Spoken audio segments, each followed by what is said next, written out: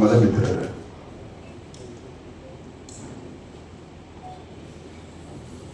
ನಿನ್ನೆ ಮುಖ್ಯಮಂತ್ರಿಗಳು ಬೀದರಿಗೆ ಉಸ್ತುವಾರಿ ಸಚಿವರು ಯಾವ ಪುರುಷಾರ್ಥಕ್ಕೆ ತಂದು ಶಿಲಾನ್ಯಾಸ ಮಾಡಿದ್ದಾರೆ ಅನ್ನುವಂಥದ್ದನ್ನ ಬಹುತೇಕ ಇಡೀ ಬೀದರ್ ಜಿಲ್ಲೆ ಜನತೆ ಮನಸ್ಸಿನಲ್ಲಿ ಕಾಡ್ತಾ ಇದೆ. 2017ರಲ್ಲಿ ಅರ್ಧಕ್ಕೂ ಹೆಚ್ಚು ಕಾಮಗಾರಿಗಳನ್ನು ಅಂದು ಕೂಡ ಇದೇ ಮುಖ್ಯಮಂತ್ರಿಗಳು ಶಂಕುಸ್ಥಾಪನೆಯನ್ನು ಮಾಡಿದರು. ಮತ್ತು ಯಡಿಯೂರಪ್ಪ ಸಾಹೇಬರು ಮತ್ತು ಬಸವರಾಜ ಬೊಮ್ಮಾಯಿ ಸಾಹೇಬರ ಕಾರ್ಯಕಾಲದ ಅವಧಿಯಲ್ಲಿ ನೀರಾವರಿ ಯೋಜನೆಗಳನ್ನು ಮಂಜೂರಾತಿ ಮಾಡಿದಂಥದ್ದನ್ನು 2 ವರ್ಷಗಳ ಕಾಲ ಯಾವುದೇ ರೀತಿಯ ಅನುದಾನವನ್ನು ಕೊಡಲಿಲ್ಲ, ಈಗೂ ಕೂಡ ಕೊಡಲಿಲ್ಲ. ಸುಮ್ಮನೆ ಗ್ಯಾರಂಟಿಗಳಿಂದ ಇಡೀ ರಾಜ್ಯದ ಜನ ರೊಚ್ಚಿಗೆದ್ದಾರೆ. ಯಾವ ಅಭಿವೃದ್ಧಿ ಕಾರ್ಯಗಳನ್ನು ನಡೀತಾ ಇಲ್ಲ. ಜನರಿಗೆ ದಾರಿ ತಪ್ಪಿಸುವಂತ ಉದ್ದೇಶವನ್ನು ಇಟ್ಕೊಂಡು ಜಿಲ್ಲಾ ಉಸ್ತುವಾರಿ ಸಚಿವರು ಬಹುತೇಕ ಅವರು ಭ್ರಷ್ಟಾಚಾರದಲ್ಲಿ ನಿರತರಾಗಿ ಮುಖ್ಯಮಂತ್ರಿಗಳಿಗೆ ಮತ್ತು ದಿಲ್ಲಿಯ ಕಾಂಗ್ರೆಸ್ ನಾಯಕರುಗಳಿಗೆ ಕಲೆಕ್ಷನ್ ಏಜೆಂಟ್ ಆಗಿ ಕೆಲಸ ಮಾಡ್ತಾ ಇದ್ದಾರೆ. ಹೀಗಾಗಿ ಜಿಲ್ಲೆಯಲ್ಲಿ ನಡೀತಿರುವಂಥ ಭ್ರಷ್ಟಾಚಾರವಾಗಲಿ,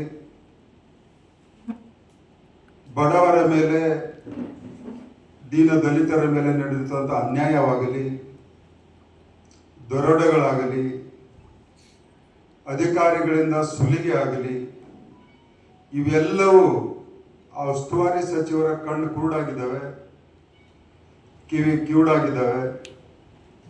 ಮತ್ತು ಸ್ವತಃ ಕಾಂಗ್ರೆಸ್ಸಿನ ಕಲೆಕ್ಷನ್ ಏಜೆಂಟ್ ಆಗಿದ್ದ ಸಲುವಾಗಿ ಮೂಕು ಕೂಡ ಆಗಿದ್ದಾರೆ ಅಂತ ನನಗೆ ಅನಿಸ್ತಾ ಇದೆ. ಕೆಲವು ಉದಾಹರಣೆಗಳನ್ನು ಹೇಳ್ತೀನಿ. ಮೊನ್ನೆ ರಾತ್ರಿ ಸ್ಥಳೀಯ ಪತ್ರಕರ್ತ ರವಿ ಅನ್ನೋರು ಒಬ್ಬ ಪತ್ರಕರ್ತನಾಗಿ ಒಂದು ದೇಶದ ಪ್ರಜನಾಗಿ ಅವನಿಗೆ ಹಕ್ಕಿದೆ. ಅಧಿಕಾರಿಗಳಿಗೆ ಪ್ರಶ್ನೆ ಮಾಡುವುದಾಗಲಿ ಅಥವಾ ಕ್ಯಾಮ್ರಾದಲ್ಲಿ ಫೋಟೋ ವಿಡಿಯೋ ಮಾಡೋದಾಗಲಿ, ಫಾರೆಸ್ಟ್ ಆಫೀಸರ್ಗೆ ಯಾವ ಅಧಿಕಾರ ಇದೆ ಅನ್ನುವಂಥದ್ದನ್ನು ನಾನು ಅರಣ್ಯ ಸಚಿವರಿಗೆ ಕೇಳಕ್ಕೆ ಇಷ್ಟಪಡ್ತೀನಿ. ಈಗ ನೀವೇನು ಅವನನ್ನ ಸಸ್ಪೆಂಡ್ ಮಾಡ್ತಿರೋ ಅಥವಾ ಅವನಿಗೆ ರಾಜ್ಯ ಪ್ರಶಸ್ತಿಯನ್ನು ಕೊಡ್ತಿರೋ ನಿಮ್ಮ ಇಲಾಖೆಯಿಂದ ಅನ್ನುವಂಥದ್ದನ್ನು ನನ್ನ ಪ್ರಶ್ನೆ. ನಾಚಿಕೆ ಆಗ್ಬೇಕು ಈಶ್ವರ ಖಂಡ್ರೆ ಅವರಿಗೆ. ಒಬ್ಬ ಅರಣ್ಯ ಸಚಿವನಾಗಿ ಒಬ್ಬ ಪತ್ರಕರ್ತನ ಮೇಲೆ ನಿನ್ನ ಇಲಾಖೆಯ ಅಧಿಕಾರಿ ಒಬ್ಬ ಹಲ್ಲೆ ಮಾಡ್ತಾನೆ ಅಂದ್ರೆ ಯಾವ ಕಾರಣಕ್ಕೆ ಅನ್ನುವಂಥದ್ದನ್ನು ನೀವು ಪ್ರಶ್ನೆ ಮಾಡಿದ್ದೀಯಾ? ಇಲ್ಲ ಪತ್ರಕರ್ತನನ್ನ ಕರೆದು ಏನು ಘಟನೆ ನಡೆದಿದೆ ಅಂತ ಅಧಿಕಾರಿಯನ್ನು ಅವರನ್ನ ನೀವು ಕೇಳಿದ್ಯಾ? ಕೇಳುವಂತ ತಾಕತ್ತಿಲ್ಲ. ಯಾಕಂದ್ರೆ ಅಧಿಕಾರಿಗಳಿಂದ ಈಗ ಹಣ ವಸೂಲು ಮಾಡ್ತಾ ಇದ್ದೀರಲ್ಲ, ಈಗ ನಿಮ್ಮ ನೈತಿಕತೆ ಉಳಿದಿಲ್ಲ. ಅಷ್ಟೇ ಅಲ್ಲ, ಕನ್ನಡ ಪರ ಹೋರಾಟಗಾರರು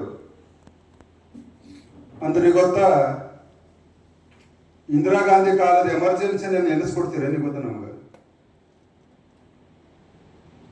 ಕನ್ನಡ ಪರ ಹೋರಾಟಗಾರರು ಮುಖ್ಯಮಂತ್ರಿಯನ್ನು ಮನವಿ ಕೊಡಬೇಕು,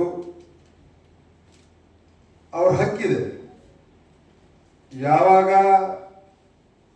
ತಮ್ಮ ಹತ್ರ ಮುಖ್ಯಮಂತ್ರಿ ಬರ್ತಾರೋ, ಜನಪ್ರತಿನಿಧಿಗಳು ಬರ್ತಾರೋ, ಮಂತ್ರಿಗಳು ಬರ್ತಾರೋ, ಅವರ ಅಹವಾಲುಗಳನ್ನು, ಅವರ ಕಷ್ಟಗಳನ್ನ ಕೊಡುವಂತ ಹಕ್ಕು ಪ್ರತಿಯೊಬ್ಬ ನಾಗರಿಕನಿಗೂ ಕೂಡ ಇದೆ, ಪ್ರತಿಯೊಂದು ಸಂಘ ಸಂಸ್ಥೆಗಳಿಗೂ ಕೂಡ ಇದೆ.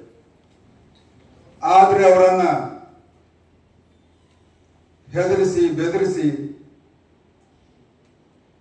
ಸಮಾಜಘಾತಕ ಶಕ್ತಿಗಳನ್ನುವಂತ ಹಣೆಪಟ್ಟಿಯನ್ನು ಬರೆದು, ಇದೇನ ನಿಮ್ಮ ಆಡಳಿತ? ಸಿದ್ದರಾಮಯ್ಯನವರೇ ನಿಮ್ಮ ಮಂತ್ರಿ ಮಾಡ್ತಿರುವಂತದ್ದು. ನೀವೊಂದು ಸ್ವಲ್ಪ ಇದ್ದ ಸಂಘಟನೆಗಳನ್ನ ಬಿಟ್ಟಿದ್ರೆ ನಿಮ್ಗೆ ಗೊತ್ತಾಗ್ತಿದೆ ನಿಮ್ಮ ಉಸ್ತುವಾರಿ ಮಂತ್ರಿ ಯಾವ ರೀತಿ ಕಾರ್ಯವನ್ನು ನಿರ್ವಹಿಸ್ತಾ ಇದ್ದಾರೆ ಅನ್ನುವಂಥದ್ದನ್ನು. ಇವತ್ತು ಇಡೀ ಜಿಲ್ಲೆಯಲ್ಲಿ ಪೊಲೀಸ್ ಇಲಾಖೆಯ ದುರುಪಯೋಗದಿಂದ ಸಂಪೂರ್ಣವಾಗಿ ಹೋರಾಟಗಾರರನ್ನಾಗಲಿ ನ್ಯಾಯ ಕೇಳುವವರನ್ನಾಗಲಿ ಹಕ್ಕನ್ನು ಮಂಡನೆ ಮಾಡುವವರಾಗಲಿ ಸರ್ಕಾರದ ವೈಫಲ್ಯಗಳನ್ನು ಎತ್ತಿ ತೋರಿಸುವರಾಗಲಿ ಸರ್ಕಾರದ ಕಚೇರಿಗಳಲ್ಲಿ ನಮ್ಮ ಕೆಲಸಗಳಾಗ್ತಿಲ್ಲ ಅನ್ನುವಂಥದ್ದನ್ನು ಅಳಲು ತೋಡ್ಕೊಳ್ಳೋದಾಗಲಿ ಇಂಥವರಿಗೆ ಇವತ್ತು ಭಯದ ವಾತಾವರಣವನ್ನು ನಿರ್ಮಾಣವನ್ನು ಮಾಡಿದೆ.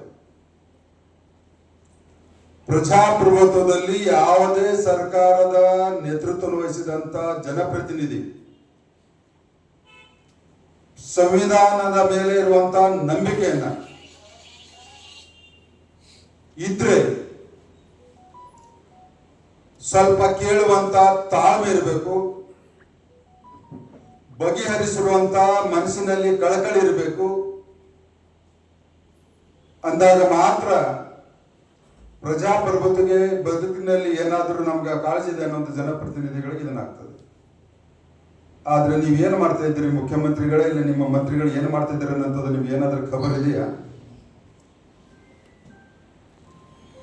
ಇವತ್ತು ತನ್ನ ವೈಭವೀಕರಣ ಮಾಡ್ಲಿಕ್ಕೆ ನಿಮಗೆ ಕರ್ಸ್ಕೊಂಡು ಬಂದ್ರು ನಿಮ್ಮನ್ನ ಉಪಮುಖ್ಯಮಂತ್ರಿಗಳನ್ನ, ಇನ್ನೊಂದು ಅರ್ಧ ಡಜನ್ ಮಂತ್ರಿಗಳನ್ನ. ನಿಮ್ಗೆ ಏನಾದರೂ ಜಿಲ್ಲೆಯ ಅಭಿವೃದ್ಧಿ ಮಾಡ್ಬೇಕನ್ನುವಂತ ನಿಟ್ಟಿನಲ್ಲಿ ನಿಮ್ಮ ಕಳಕಳಿ ಇದ್ರೆ ನನ್ನ ಒಂದು 10 ವರ್ಷದ ಅವಧಿಯಲ್ಲಿ ಕೇಂದ್ರ ಸರ್ಕಾರದ ಅನೇಕ ಯೋಜನೆಗಳನ್ನ ನಾನು ಮಂಜೂರಾತಿಯನ್ನು ಮಾಡಿಸ್ಕೊಟ್ಟಿದ್ದೀನಿ. ಉದಾಹರಣೆ, ಬೀದರ್ ನಾಂದೇಡ್ ರೈಲ್ವೆ ಮಾರ್ಗಕ್ಕೆ ಹಣ ಕೊಡಬೇಕಾಗಿತ್ತು, ಇವತ್ತಿಗೆ 5 ವರ್ಷ ಆಯ್ತು. ಬೊಮ್ಮಾಯಿಯವರಿದ್ದಾಗ ಅದಕ್ಕೆ ಮಂಜೂರಾತಿನ ಹಣವನ್ನು ಒದಗಿಸಿದ್ರು. ಇವತ್ತು ಬೀದರ್ ಜಿಲ್ಲೆಗೆ ಸಿಪೆಟ್ ಕಾಲೇಜನ್ನು ಮಂಜೂರಾತಿ ಆಗಿದ್ದನ್ನ ಕೇಂದ್ರ ಸರ್ಕಾರ 50 ಕೋಟಿ ಕೊಟ್ಟಿದೆ, ರಾಜ್ಯ ಸರ್ಕಾರ 50 ಕೊಡಬೇಕಾಗಿತ್ತು, ಕೊಡಿಸಬೇಕಾಗಿತ್ತು. ಇಂಥ ಅನೇಕ ಯೋಜನೆಗಳು ಇವತ್ತು ನೆನೆಗುಣಕ್ಕೆ ಬಿದ್ದವೆ. ಕಾರಣ, ಜನ ನಿಮ್ಮನ್ನ ಆರಿಸ್ತಿದ್ರೆ ಕರ್ನಾಟಕದಲ್ಲಿ ನೀವು ಅಧಿಕಾರದಲ್ಲಿದ್ದರೆ ನೀವು ಹಣವನ್ನು ಒದಗಿಸ್ತಿಲ್ಲ ಅನ್ನುವಂಥದ್ದನ್ನ ಇವತ್ತು ಆ ಯೋಜನೆಗಳೆಲ್ಲ ಇವತ್ತು ನೆನೆಗುದಿಗೆ ಬಿದ್ದವೆ.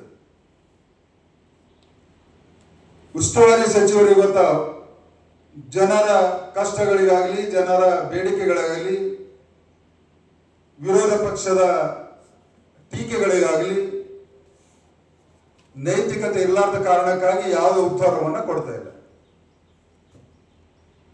ಇಷ್ಟು ಹೀನ ಮನಸ್ಥಿತಿಯ ಇವತ್ತು ಜಿಲ್ಲಾ ಉಸ್ತುವಾರಿಗಳಾಗಿದ್ದಾರೆ.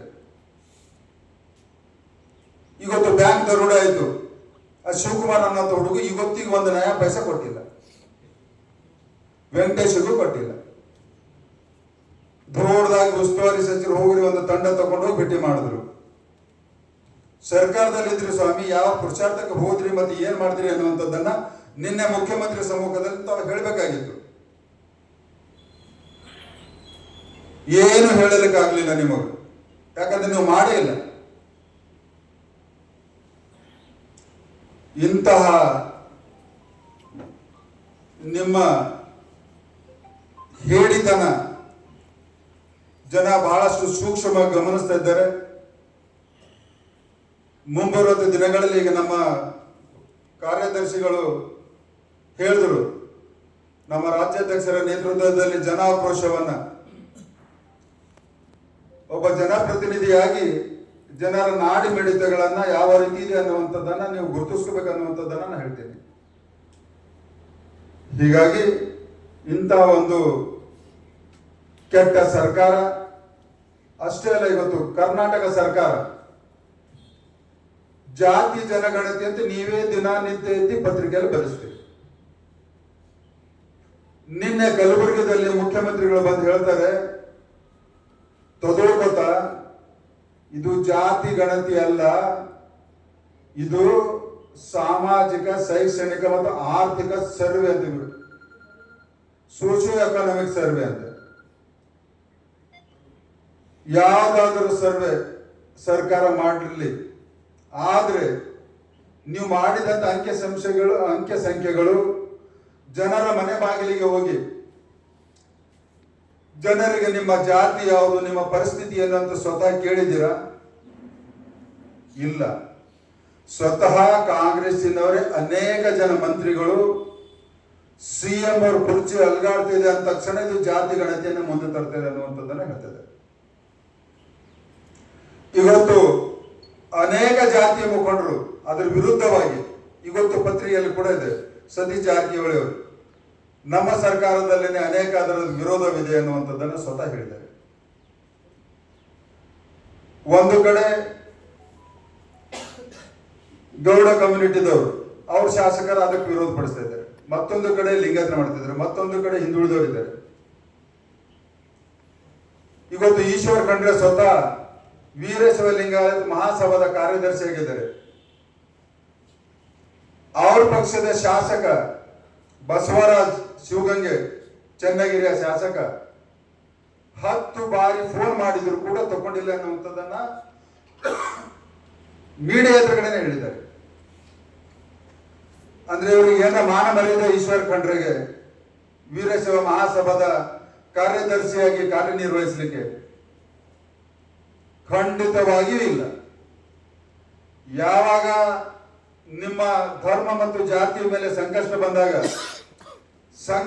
ಸಂಘಟನೆಯ ಮುಖ್ಯಸ್ಥರಾಗಿ ನಿಮ್ಮ ಸ್ವತಃ ಪಕ್ಷದ ಶಾಸಕ, ಅದೇ ಲಿಂಗಾಯತ ಸಮುದಾಯದ ಶಾಸಕ ನಿಮ್ಮನ್ನ ಫೋನ್ ಮಾಡಿದಾಗ ಫೋನ್ ಸ್ವೀಕಾರ ಮಾಡುವಂತ ಧೈರ್ಯ ಇಲ್ಲ ಅಂದಾಗ ನೀವು ಮುಖ್ಯಮಂತ್ರಿ ಎದುರುಗಡೆ ನಿಂತ್ಕೊಂಡು ರಾಜ್ಯದ ವೀರಶೈವ ಲಿಂಗಾಯತರಿಗೆ ಯಾವ ನ್ಯಾಯವನ್ನ ಕೊಡ್ತೀರಿ ಅನ್ನುವಂಥದ್ದನ್ನು ಕೂಡ ನನ್ನ ಪ್ರಶ್ನೆ ಇದೆ ಬಂದರು. ಇಂತಹ ಹೇಳಿ ಮಂತ್ರಿಗೆ ಮುಖ್ಯಮಂತ್ರಿಗಳು ತಕ್ಷಣವಾಗಿ ಕಿತ್ತೊಗಿಬೇಕನ್ನುವಂಥದ್ದನ್ನ ಇವತ್ತು ಬೀದರ್ ಜನತೆ ಕೇಳ್ತಾ ಇದೆ ಬಂಧುಗಳೇ. ಧನ್ಯವಾದ ಬಂಧುಗಳು.